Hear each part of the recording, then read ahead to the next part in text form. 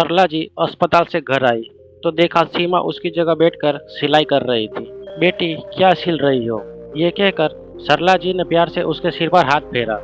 वो मम्मी, कमला जी आई थी, कह रही थी कि उन्हें शादी में जाना है, ये ब्लाउज अर्जेंट सिलने हैं। मैंने कहा ठीक है, मिल जाएंगे। 3 थे, मैंने सोचा जब तक आएगी एक तो तैयार तो कर ही देती हूँ। आप बैठो, मैं आपके लिए पानी लाती हूँ। सरला जी पास पड़ी एक खाट पर बैठ गई।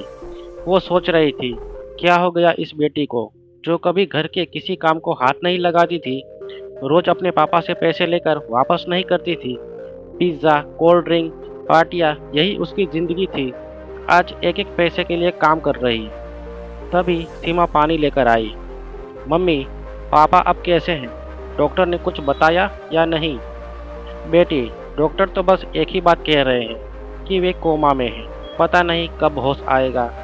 भगवान जाने आगे क्या होगा। काश उस दिन उनका एक्सीडेंट न हुआ होता। एक एक्सीडेंट ने हमारी सारी खुशियां छीन ली। इस 1 साल में सारे रिश्तेदार ने मुंह मोड़ लिया, सारे पैसे खत्म हो गए। अब क्या होगा? ये सुनकर सीमा के चेहरे पर एक उदासी सी छा गई। उसकी मम्मी दिन में पापा की देखभाल करती, रात को कपड़े सिलती थी और बड़े से घर को बेचकर वे लोग छोटे के किराए के मकान में आ गए थे। हर जगह कार से जाने वाली मेरी मम्मी आज बसों में धक्के खा रही है। पापा का सारा बिजनेस उनके पार्टनर ने हड़प लिया। उन्हें पता है आज नहीं तो कल वे नहीं रहेंगे।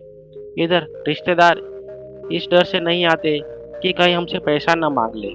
कुछ देर सब सोचने के बाद उसने अपने आप को संभाला और मम्मी से बोली, मम्मी तुम चिंता मत करो, पापा ठीक होकर आएंगे तो सब ठीक कर देंगे, सब पहले जैसा हो जाएगा।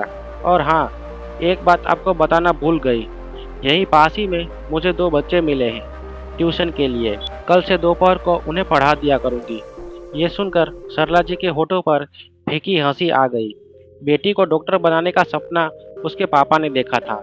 आज वही बेटी अपना सपना भूलकर पढ़ाई छोड़कर अब ट्यूशन देने की बात कर रही है। जिंदगी में कब किसे क्या देखना पड़े ये किसी को नहीं पता होता।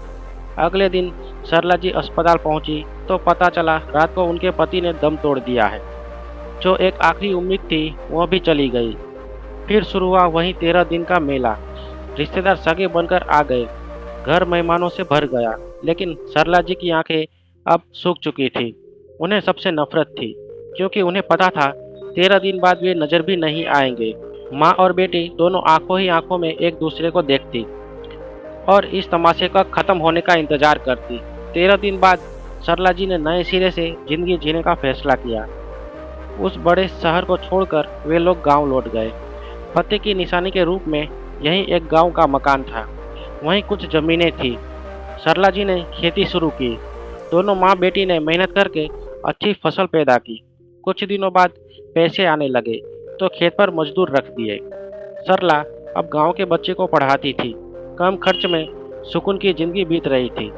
सरला जी को एक तसल्ली और थी, गांव में ही कोई लड़का देखकर कम खर्च में सीमा की शादी हो जाएगी, क्योंकि यहाँ शहरों की तरह दिखावा नहीं होता।